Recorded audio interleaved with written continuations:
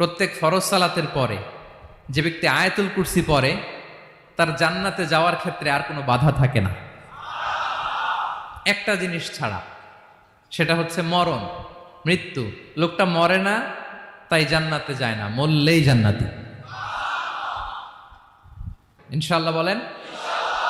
তাহলে আসুন এই সুমহান আয়াত, কোরআনের সর্বশ্রেষ্ঠ আয়াত, যেটিকে বিষ্ণু ইসা ইসলাম সকাল সন্ধ্যা পড়তে বলেছেন প্রোটেকশনের জন্য, সে আয়াতের তাফসীর আমরা শুনি। সবাই আমার সাথে সাথে আওয়াজ করে পড়ুন, আউযু বিল্লাহি মিনাশ শাইতানির রাজীম, বিসমিল্লাহির রহমানির রহিম।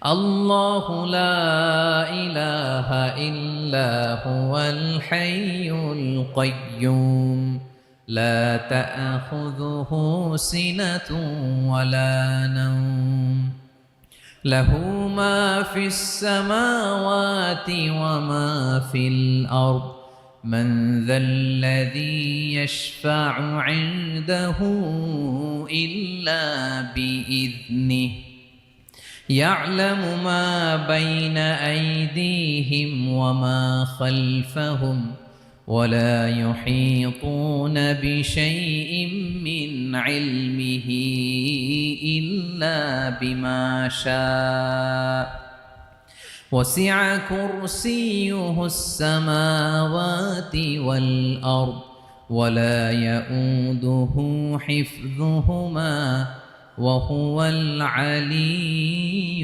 العظيم। পড়েন আল্লাহু আকবার। মুখস্থ আছে সবার? না থাকলে আজকে করে নেবেন, পারবেন তো ইনশাআল্লাহ।